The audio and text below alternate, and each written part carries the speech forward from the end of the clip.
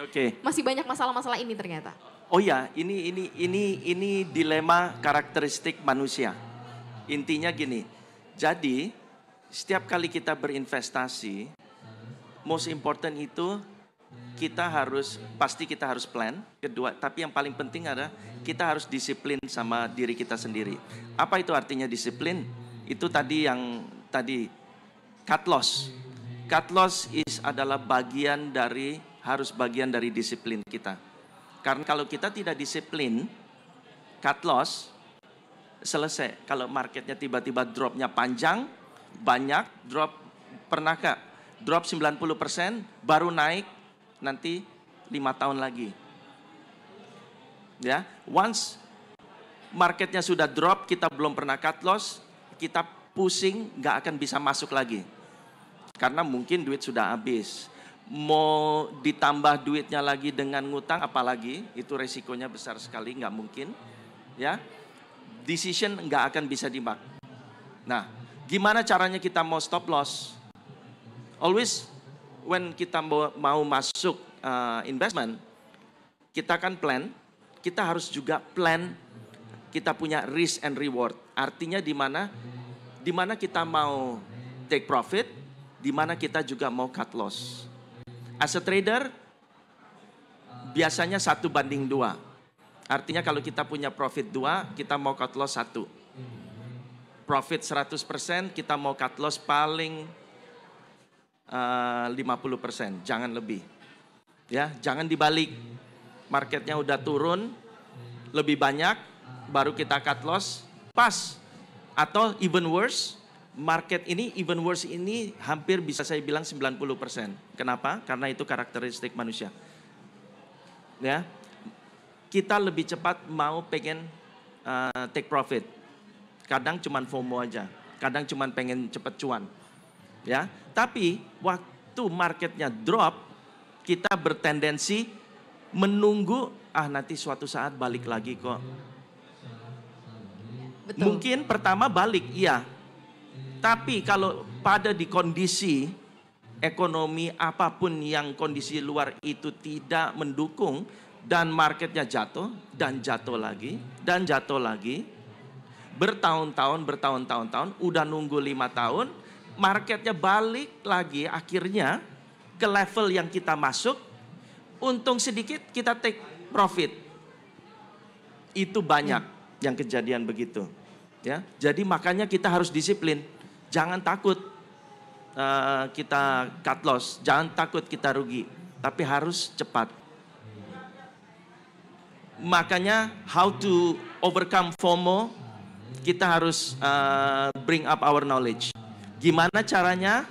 Sekarang dengan digital tadi ya, komunitas sudah lewat digital, cuap-cuan juga udah lewat digital, ya kan? Kita ada CNBC, kita ada investasiku juga yang memberikan pendidikan, informasi segala macam.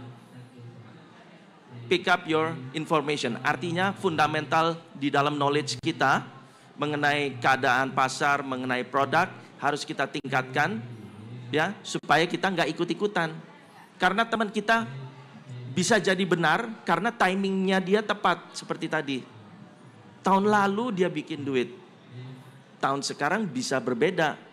Dia sudah take profit, kita baru mau masuk dengan kondisi yang kita nggak sadar marketnya jauh berbeda dengan tahun lalu. Buat saya,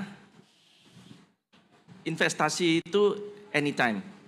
Uang kita punya kelebihan di luar kebutuhan kita sehari-hari, kita harus disiplin untuk dimasukkan ke investasi. Bentuknya investasi itu apa? Ini yang sangat penting, ya. Apakah sekarang saatnya kita juga berinvestasi produk-produk yang mungkin volatilitasnya tinggi? Jawabannya mungkin tadi clear, ya, Mas Robert.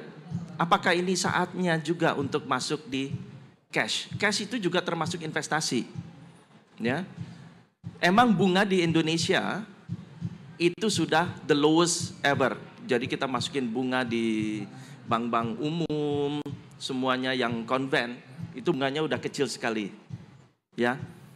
Tapi artinya juga di bawah inflasi kita. Ya, yang 3% itu.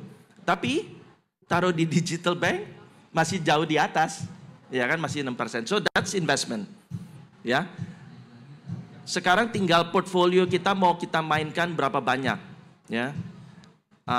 Apakah kita sekarang sambil menunggu momennya, taruhlah di cash. Sampai momennya kira-kira mungkin udah reach to the button, baru kita mungkin masuk lagi ke yang volatilitasnya tinggi. Nah, so timing itu penting. Saat ini mungkin kita dengan kondisi pasar yang tidak menentu, dan kita juga tidak tahu apakah ini juga akan even worse atau bisa berbalik kembali. Artinya apa? Kita tidak tahu inflasi ini akan turun, yang Fed bilang ini aja ada cuman transitory, ya. Tapi dengan kondisi begini, perang masih berlanjut, ini can go even further long. Artinya apa? Ini akan membawa investment kita yang tadi growth ini kita udah lihat turun, saham in general turun. Kita tahu kalau interest rate naik, kita put money di bonds juga kena dampaknya, ya. Terus kita mau taruh di mana lagi? Safe haven buat saya, it's not gold, it's not US, it's cash. So safe haven is a cash. Cash bentuknya apa? Ya tadi, yang paling penting prinsipal kita protected. Ya, kalau mau interestnya juga protected, artinya kita masukin ke deposit. Ya.